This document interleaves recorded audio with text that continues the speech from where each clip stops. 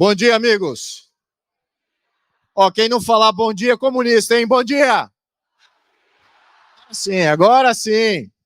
Muito obrigado por estar me recebendo aqui. Os organizadores cometeram o erro de me convidar e eu cometi o erro de vir. Estou brincando. Muito feliz de estar aqui com vocês. Eu quero falar um pouquinho do que está por trás disso tudo. Da onde que a gente precisa trabalhar como sociedade e como representante. Muito importante aqui. Tá? A gente se mobiliza muito fácil quando aparece essas entidades aí, ó. Quem gosta de algum desses aqui? Talvez um ali, outro, quem sabe eu goste. Não sei, aquele Ceausescu ali, acho que é bacana, um cara legal. Não, nenhum desses aí. É muito fácil se mobilizar quando tem uma personalidade ali, uma cara. Ele é apenas o fulaninho visível de um grande sistema de apoio que existe, que a gente precisa desmobilizar e precisamos tomar cuidado, muito cuidado. Para a próxima, por favor. Quem é que está na coordenação aqui da mudança aqui do... Legal? Olha, aquele pessoal lá se sustenta com isso aqui, ó. Na cultura, volta ali, por favor. Cultura, lei trabalhista, empresa estatal, saúde, educação, previdência. Quem que é contra isso? Ninguém é contra isso, certo? Mas eles usam essas estruturas. Ah, obrigado. Qual que é o botão que eu aperto aqui? Tá bom, para frente. Obrigado. Eles usam essas estruturas para se garantirem no poder e implementarem um Estado totalitário. Então, isso aqui ninguém nega que a gente precisa disso tudo. Mas quem é que deve fazer isso? E quais são as alternativas de Estado que a gente precisa? É isso que a gente não discute. A gente precisa começar a discutir alternativas, meus caros. Se a gente está sempre defendendo, eu vejo muita gente, não, a gente precisa de educação, educação, educação. Significa o quê? Mais recursos para educação. É mesmo? Ou seria melhores processos? Ou seria uma alternativa ao modelo educacional brasileiro? Ou até confrontar com os dados. A população brasileira está parando de crescer. Temos menos filhos. Como é que estamos botando mais recursos na educação? Como é que fica essa discussão? Alguém está falando sobre isso? Não. E previdência, então? Rombo monumental. Esse governo, a toda semana, no desespero de fechar o rombo, lança lá uma medida para arrecadar mais. E ninguém fala de reformar a Previdência. Se a Previdência é boa ou não. Estatal, organizada por eles, com um bando de burocrata lá comandando a sua poupança, que você nem sabe quem é. É esse o modelo que vocês sustentam? Temos que começar a rever isso aí, meus amigos. Um movimento conservador, de fato, tem que começar a questionar todos os pilares construídos pela esquerda. Quem construiu isso aqui no Brasil foi a esquerda. Não podemos fazer o jogo deles. Não podemos entrar e fazer, eu defendo a educação também. Mais recursos para a educação, modelo falido. Mais recursos para a Previdência, modelo falido. Mais recursos para o SUS. Base de corrupção. Todos isso aqui, vaza dinheiro por isso aqui. O que eu mais vejo lá em Brasília é os deputadinhos ali brigando para nomear alguém para comandar isso aqui. Faltou uma bolota aqui, que é agências reguladoras. ANEEL, Anatel, CAD. Eles se matam para nomear. Por quê? Porque vai vazar dinheiro por ali. Temos que começar a falar de alternativas. Quem ajudou a construir isso tudo aqui não foi só a esquerda não, viu? Tem a direita socialista aqui nessa brincadeira. Tem direita socialista aqui. Tem burguês socialista ali, ó. Quem conhece os Faria Limers? E lá fora do mundo tem maiores ainda. Temos corporativistas, gente que está dentro do Estado, é conservador, mas defende o Estado. Não, tem que ter mais Estado, mais controle, porque ele faz parte do Estado. Temos que tomar muito cuidado com isso aí. A direita precisa dar uma visão maior aqui do que tipo de pessoas que a gente precisa para fazer um movimento conservador de verdade, que vai fazer mudanças de verdade. Porque mantendo aquelas estruturas, aquele pessoal se regenera. Eles crescem mais uma vez do nada. E são eleitos e reeleitos. E é isso que a gente precisa combater. O sistema.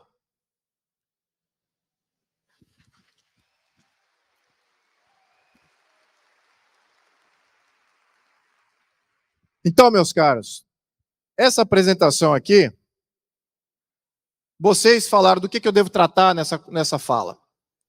Muitos responderam falar de uma nova Constituição. É importante a gente falar da Constituição. Mas, para termos uma Constituição, precisamos de uma sociedade que entenda o problema. O problema que existe, que oprime a sociedade, não é a própria sociedade que oprime a sociedade. Como a esquerda fala, o homem é o opressor do homem, o homem é o lobo do homem. Não. No século XXI, quem é o opressor e o lobo do homem é o Estado, são os sistemas. E o que a gente precisa é de uma postura revolucionária. É uma postura de mudança de sistema. É uma postura, até em alguns casos, ante a Constituição, que cria esses sistemas. Precisamos de um conservador revolucionário. É uma postura de defesa da sociedade, de defesa da família, de defesa da fé, de defesa do nosso território, do nosso país, da nossa soberania, de defesa da nossa livre iniciativa. E nenhuma dessas coisas é do Estado. Isso tudo pertence à sociedade. E o Estado brasileiro joga contra.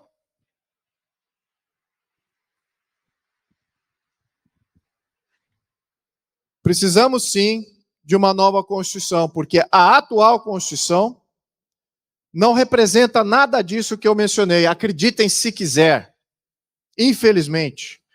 Pátria, família, fé, liberdade empresarial, soberania nacional, liberdades individuais, liberdade de ir e vir, liberdade de associação, de livre expressão.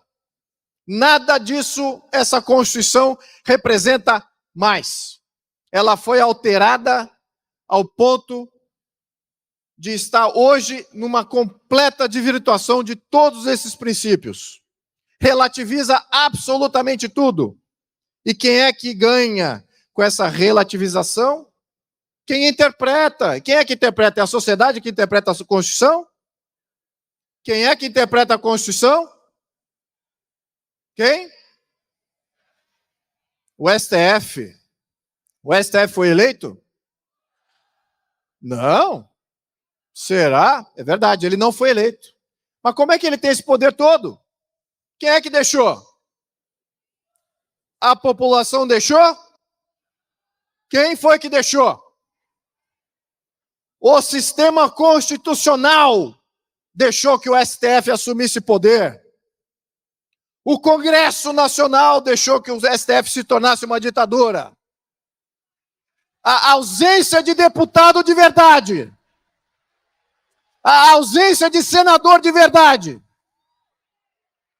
O sistema depende de deputados e senadores corruptos. Não quer os bons, os reformistas, os que estão do lado da sociedade. Ele quer aqueles que têm problema. E é isso que a gente precisa ver. Por que é necessário termos um plano para mudar isso tudo? Porque é isso aqui, ó. Isso aqui é a nossa realidade. 4 alterações constitucionais por ano. 4.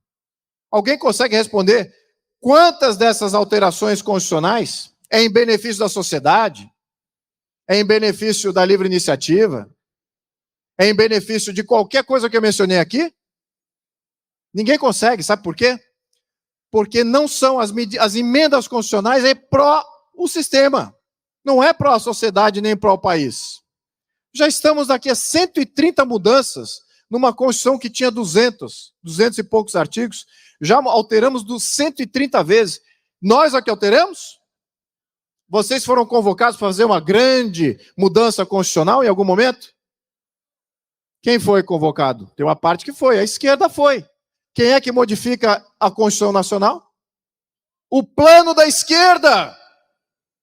É o plano da esquerda que faz essas mudanças. E de quem mais? Dos corruptos. Então você tem corrupto e esquerda mudando a Constituição. E o resultado é o que temos hoje. E tem os globalistas também influenciando e comprando boa parte do Congresso Nacional, dos sistemas. E é muito fácil você comprar poder concentrado. É difícil você comprar um poder que é completamente descentralizado e disperso nas localidades. A gente precisa rever tudo isso. E claro, por que a gente precisa de uma agenda? Para combater o que a gente já tem hoje. Combater o totalitarismo. Combater a ditadura. Essa é a nossa realidade, meus amigos. Temos que ter um movimento, sim, conservador, para fazer grandes mudanças contra a ditadura e o totalitarismo.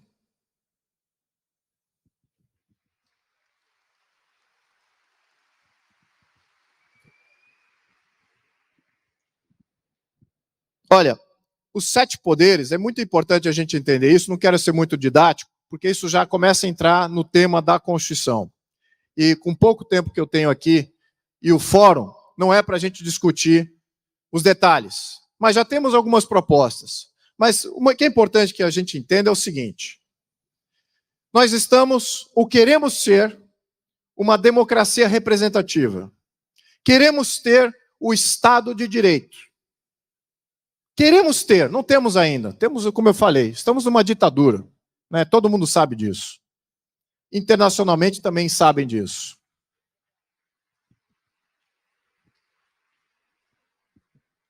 Temos que combater uma ditadura como tal, mas com proposta, uma visão. Temos que entender o que não é uma ditadura. O que não é uma ditadura? É a separação de poderes. É ter a Constituição garantindo essa separação. E quais são os poderes que precisam estar representados? Aqui tem 7 poderes. O poder executivo, o legislativo, o judiciário, o do chefe de Estado, que está concentrado no executivo, mas precisa ser separado, Conselho de Estado, os anciãos. Soberania popular, interferência direta da população no sistema, sem causar uma ruptura do sistema, mas sim, tem que ter soberania popular regulamentada. E precisamos do modelo federalista. Aqui Santa Catarina é um grande contribuidor, assim como o Rio Grande do Sul, um grande contribuidor para o erário público federal. Mas o dinheiro que sai desses estados e vai para Brasília não volta. Ele vai para outros estados. Isso não é federalismo. Isso chama-se roubo.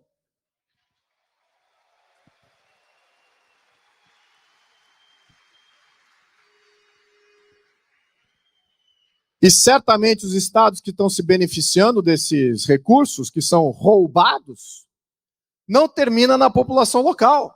Vai para algum esquema de algum governador ou senador do Norte e Nordeste. A gente tem visto isso. Isso não é federalismo. Enfim, como é que é o modelo comunista? O modelo comunista não é nada disso aqui, ó. Não são os 7 poderes. É um poder só. É o Partido Comunista.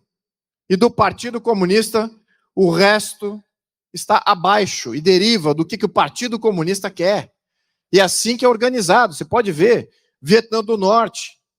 Aliás, o Vietnã hoje, completo. O Vietnã, Coreia do Norte, China, Cuba, Venezuela, Nicarágua, todos são organizados. É o partido em cima e o resto, judiciário, executivo, legislativo, o resto é embaixo. Então, se não faz parte do partido, simplesmente não faz parte da discussão. Então a gente tem que entender essa dicotomia. O que é defender a soberania nacional, a defesa dos nossos interesses individuais, significa ter 7 poderes constitucionais muito bem definidos. Por que agora? Por que agora, nesse momento? A gente precisa definir isso, porque muita gente me pergunta exatamente isso aqui. Por que precisamos de um movimento? Eu já pontuei. Sem se não fizermos nada, estamos entregues à servidão. Se nós aqui e outros que estão nos assistindo, e os milhões de outros que votaram no presidente Bolsonaro, como sendo um grande protagonista e símbolo dessa grande mudança de pensamento que está acontecendo no Brasil, esses milhões precisam se erguer contra a servidão que é imposta pelo sistema. Então, se a gente não fizer nada, a servidão continua. Queremos isso? Vou repetir de novo. Quem falar assim é comunista. Queremos isso? Muito bem. Só se combate a peste pela raiz. Só se combate a peste pela raiz. A gente vive cortando grama. Não estamos combatendo a raiz. Combatemos lá aquele filete de grama. Ah, não gosto de fulano, não gosto de cicrano. Espera aí, vamos ver se é o sistema que não está gerando isso. E a nossa geração, meus amigos, acreditem se quiser, muitos de nós pensam ainda de uma maneira apequenada do que é a nossa sociedade. Mas eu garanto a vocês que a nossa geração é a mais qualificada da história do Brasil. A nossa geração é a mais qualificada, capaz de fazer grandes mudanças para sempre no nosso país. Acreditem nisso. Não é ufanismo. Isso é uma observação. Vocês estão de parabéns. Estou muito honrado de fazer parte desse movimento. E claro, todos falam também, mas será que agora, se a gente fizer um movimento agora, os caras vão lá e vão assumir o protagonismo disso? Pois é, isso acontece se o movimento não for certo. Não existe momento certo. Em nenhum momento em que a Constituição foi mudada, no mundo, os países que se libertaram, em nenhum momento foi o momento certo. Em nenhum momento, 100% da população estava engajada. Havia sempre um percentual muito pequeno. 3%, 5% da população que era bem organizada, que se mobilizava para fazer grandes mudanças. É esse 5% que a gente precisa. Não precisamos dos 90%. O 90% entra, entende intuitivamente que é o certo, e segue aquilo que é o certo, e valida. Mas precisamos dos 3% a 5% que de fato queiram fazer uma grande mudança no país. E eu tenho certeza que temos muito mais do que isso, já mobilizados. Falta agora até a pauta. Então não existe o momento certo. Existe sim o movimento certo. E é isso que vocês representam.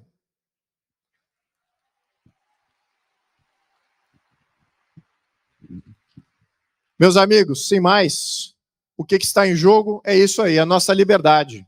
Nossa liberdade aguarda a nossa mobilização. Cabe a todos nós entendermos qual é o plano, qual é o objetivo, como executá-lo. Vocês fazem parte dessa grande aventura. E vocês não sabem o privilégio que é isso, para quem estuda história como eu, de fazer parte de uma movimentação tão bonita quanto essa, defendendo só coisas positivas. Muito obrigado a todos vocês. Muito bom dia.